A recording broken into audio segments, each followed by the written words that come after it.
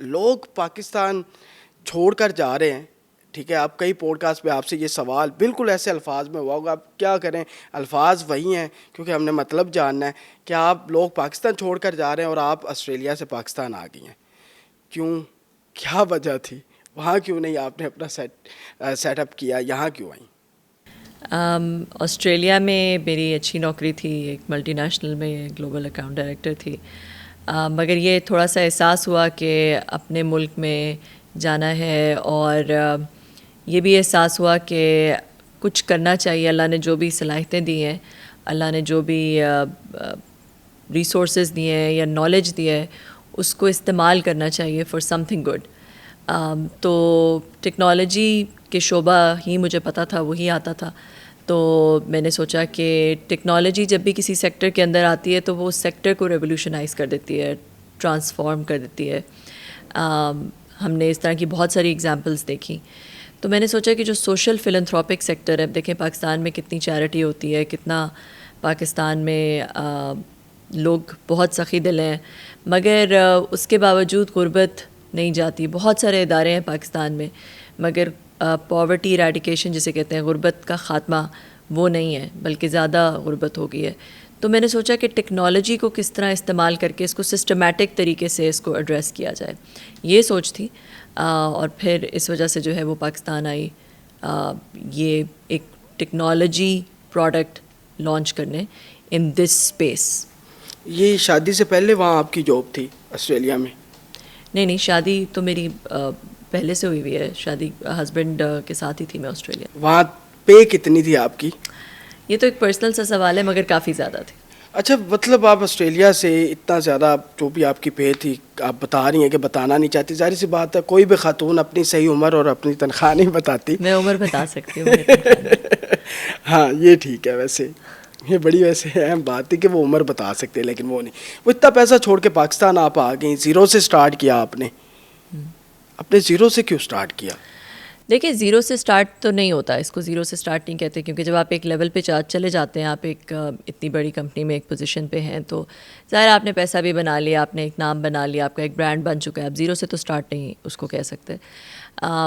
मैं एक silicon valley venture में भी एक फाउंडिंग टीम में थी उस वक्त, जो कि अब माशाल्लाह $475 मिलियन पोस्ट मनी उसकी वैल्यूएशन हो चुकी है।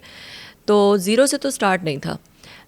मगर ये ज़रूर था कि मुझे ऐसा लगता था कि मुझे कुछ ना कुछ लेगेसी छोड़नी है, कोई ऐसी चीज़ छोड़नी है जो कि मेरे अल्लाह के पास जाने के बाद भी दुनिया में कुछ ना कुछ मतलब मेरा कोई ना कोई सदका जारिया चलता रहे। ये सोच थी कि इस तरह की कोई ना कोई रिफॉर्म, कोई ना कोई ट्रांसफॉर्मेशन मैंने करनी है। अब ये यूटोपियन सोच है, मुझे पता है कि ये एक काफ़ी एक एम्बिशियस सोच है, मगर you have to start from somewhere. मुझे ऐसा लगता था कि अल्लाह ताला ने जितना कुछ मुझे दे दिया हुआ है, उसके बाद ये एक ऐसी चीज़ है जो कि मैं जस्टिफाई नहीं कर सकूँगी। अगर अल्लाह के पास आगे गई, अल्लाह ने पूछा क्या किया, ये दिया था, वो दिया था, तो क्या किया, तो मुझे कुछ ना कुछ वहाँ पे अपने आप को ना सुरखरू करने के लिए कि मैं शर्मिंदा ना हूँ अल्लाह के आगे, तो मुझे लगा कि मुझे कुछ ना कुछ करना चाहिए। और चंदा और चैरिटी कर देना ही सिर्फ इट्स नॉट द आंसर। जो आपके स्किल्स होते हैं उसको आपने इस्तेमाल करके कुछ ना कुछ करना होता है। तो बस ये सोच थी, कह ले मिड लाइफ क्राइसिस था या जो भी था, कि उस वक्त बस ये सोच मुझे बहुत ज़ोर से तंग करना शुरू हो गई। तो क्या स्टार्ट किया सबसे पहले आपने पाकिस्तान में, किस तरह का बिजनेस स्टार्ट किया और अब आप किस लेवल पे पहुंच चुकी हैं और अब आपका काम कितना फैल चुका है? देखिए, पाकिस्तान में जैसे कि मैंने कहा कि बहुत ज़्यादा चैरिटी होती है, मगर वो कंजम्पटिव है। कंजम्पटिव का मतलब ये है कि वो उस वक्त दे के ख़त्म हो जाती है, मतलब कि आपने किसी को खाना खिला दिया एक वक्त का या कुछ। तो मुझे ऐसे लगा कि कोई ना कोई टेक्नोलॉजी प्लेटफॉर्म होना चाहिए। एक तो जो मार्केट प्लेस बन जाए कि जितने पाकिस्तान में सारे इदारे हैं उनका एक मार्केट प्लेस हो, कि सारे इदारे एक जगह पे आ सकें, उनकी सारी जो कॉजेज़ हैं, कैंपेन्स हैं, उनके जो पैकेजेस हैं, वो सब लोग देख सकें, पूरी दुनिया में देख सकें, और अपने क्रेडिट कार्ड के थ्रू किसी भी कैंपेन को, जैसे क्राउड फंडिंग कहते हैं, कि किसी भी कैंपेन को, किसी भी चीज़ को वो उसके ऊपर डोनेट कर सकें पाकिस्तान में। दूसरा, मुझे ऐसा लगा कि जब आप किसी को राशन देते हैं या आप किसी को पैसा देते हैं राशन का, तो वो काफ़ी दफ़ा सही तरह से इस्तेमाल नहीं होता। पाकिस्तान में एक फिनोमेना होता है जिसे नस्ल दर नस्ल गुर्बत कहते हैं, वो चलता है। ये वर्ल्ड बैंक की रिपोर्ट के मुताबिक नस्ल दर नस्ल गुर्बत ये होती है कि आप अगर ख़ुद मतलब एक बंदा गरीब होता है, उसका बाप भी, उसका दादा भी, उसका परदादा भी, उसका बच्चा भी, उसका पोता भी, उसका परपोता भी, और ये नस्लों में चलती रहती है।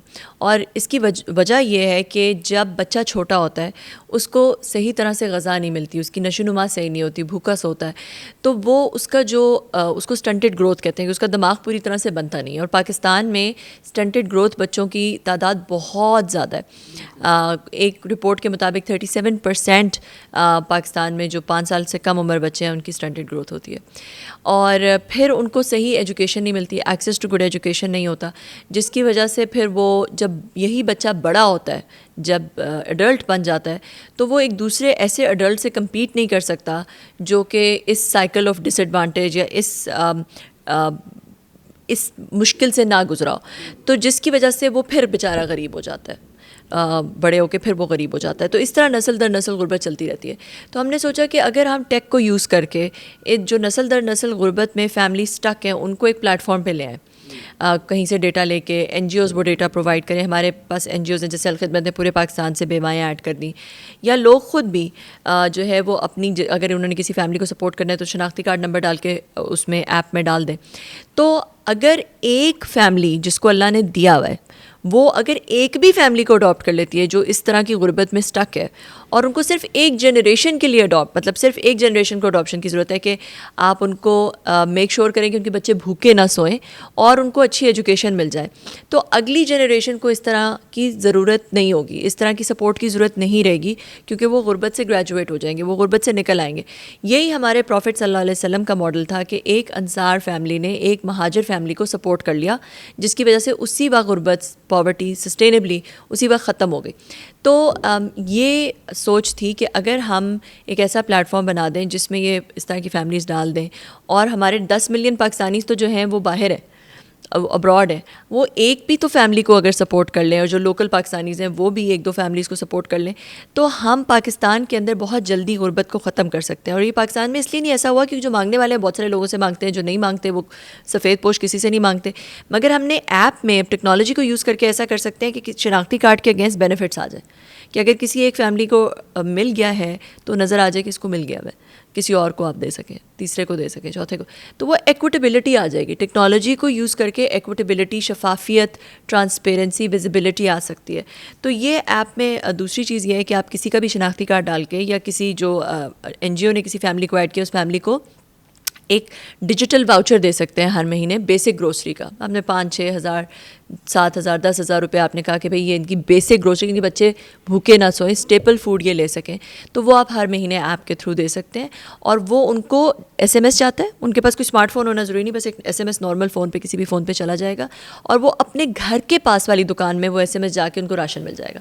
राशन, पैसे नहीं मिलते, राशन मिलता है। और ये पूरे पाकिस्तान में कहीं पे भी वो हो, कहीं पे भी, किसी गांव में, किसी का क्या नाम है? माई इम्पैक्ट मीटर। तो आप अपने एप्पल ऐप स्टोर से या गूगल प्ले स्टोर से बहुत सारी ऐसी फैमिलीज हैं जो डाउनलोड कर सकते हैं। मगर ये है कि जो इम्पैक्टीज होते हैं, मतलब जो बेनिफिशरीज होते हैं, अपने आप को खुद नहीं ऐड कर सकते, उनको या तो कोई, फिर फ्रॉड बहुत होगा, वो या तो उन्हें कोई NGO ऐड कर सकती है या डोनर।